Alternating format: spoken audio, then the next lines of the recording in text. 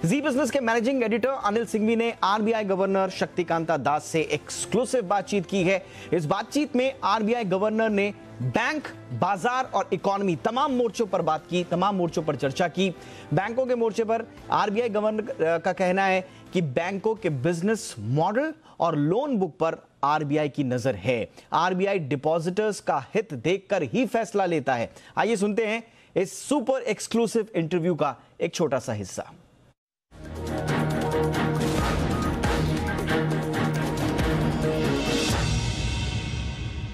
बड़ा challenge RBI के सामने है। पिछले कुछ समय में 3 बैंक्स एक के बाद एक जहां दिक्कतें आई, पीएमसी, यस बैंक और अब लक्ष्मी विलास बैंक। और आपने कहा भी कि हम पहले वार्निंग देकर या पहले उन्हें चेता कर तैयार करते हैं, और स्पेशली बाद के दोनों बैंक्स को तो बहुत अच्छे तरीके से आरबीआई ने हैंडल किया है। लेकिन एक इशू अब भी है, वो ये है कि एक तो इतनी सब निगरानी के बावजूद क्यों बैंक्स फेल हो रहे हैं, दूसरा अगर उन्हें रिवाइव करने की कोशिश की जा रही है तो फिर बॉन्ड होल्डर्स और इक्विटी होल्डर्स के साथ अन्याय क्यों, उन्हें कुछ भी नहीं मिल रहा। ये लोगों में बड़ी चिंता है कि अगर हम बैंक को पैसा देकर या बैंक का शेयर खरीदते हैं और वो ज़ीरो हो जाए तो फिर हम क्या करें। सुपरविजन को बहुत टाइटन किया है, बहुत डीप सुपरविजन करते हैं। अर्ली वार्निंग सिग्नल्स भी हम इंट्रोड्यूस किए हैं। बैंकों के बिजनेस मॉडल्स स्टडी करते हैं, बैंकों का डिपॉजिट पोजीशन, उनका लोन बुक, बहुत डीप डाइव करके सुपरविजन हमने बहुत टाइटन किया पिछले 2 साल में। जो भी डिसीजन हम लेते हैं बैंकों के केस में, वो इन the best interest of depositors, depositor के इंटरेस्ट प्रोटेक्ट करने के लिए वो डिसीजन हम लेते हैं। और कोई भी सेंट्रल बैंक हो, नेचुरली आरबीआई के लिए डिपॉजिटर इंटरेस्ट सबसे बड़ा प्रायोरिटी है। सो जो डिसीजन लिया गया, it was done in the best interest of depositors. और जो डिसीजन हमने लिया वो it is with as per law है और एज पर रेगुलेटरी गाइडलाइंस है।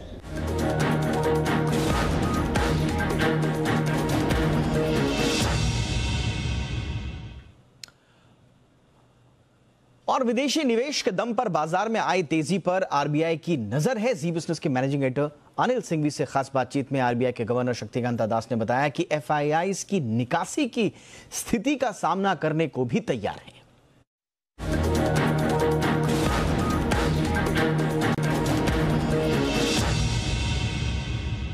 एक और महंगाई बढ़ रही है, इन्फ्लेशन ज़्यादा है तो उनके खर्चे बढ़ रहे हैं। दूसरी तरफ ब्याज दरें बहुत कम हुई हैं, 2% से ज़्यादा कम हुई हैं पिछले 2 सालों में। आरबीआई इस सिचुएशन को कैसे निपटेगा, कैसे इन्फ्लेशन को कम लाएगा? विंटर मंथ्स जो है अभी एक विंडो ऑफ अपॉर्चुनिटी है और एक चांस है दैट इन्फ्लेशन विल मॉडरेट। और दूसरी तरफ ग्रोथ को भी हमको सपोर्ट करनी चाहिए। तो देयरफॉर हम बहुत केयरफुली सिचुएशन जो है उसको मॉनिटर कर रहे हैं।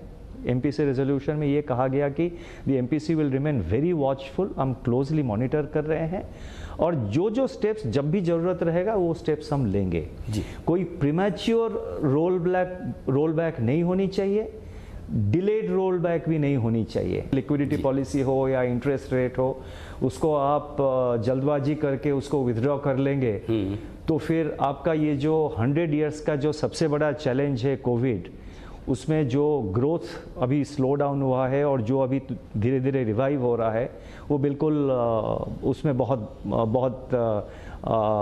बहुत सारे प्रॉब्लम्स आएंगे।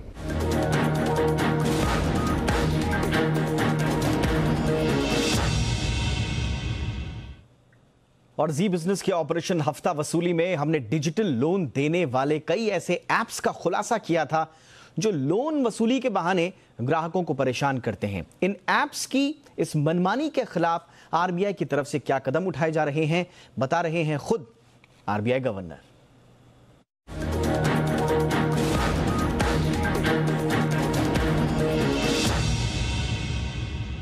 सर, इस पेंडेमिक के दौरान एक इशू आया जिस पर जी बिजनेस ने 2 बार हमने बड़ा कवरेज किया।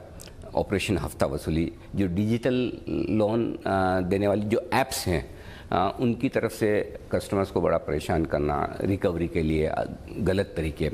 हमने जब ये इशू रेज किया, आरबीआई ने बड़ा प्रोएक्टिवली काम भी किया उस पर और आपने गाइडलाइंस भी नहीं बनाई, लेकिन अभी भी थोड़े रेगुलेटरी गैप्स हैं। आरबीआई इस मामले में क्या कर सकता है, क्या करने का आपका प्लान है? देखिए, हमने एक फेयर प्रैक्टिसेस कोड इशू किया जिसमें हमने ये कहा कि कोई भी डिजिटल लेंडर हो अगर वो उसका वेबसाइट में ये डिस्प्ले करनी चाहिए वो कौन सा बैंक या कौन सा एनबीएफसी को रिप्रेजेंट कर सकता है, ताकि कस्टमर को ये पता चले कि ये फलाना बैंक या इस एनबीएफसी के साथ मिलके ये उनका जो है रिप्रेजेंटेटिव है, तो कंप्लेंट वो वहाँ दे सकते हैं।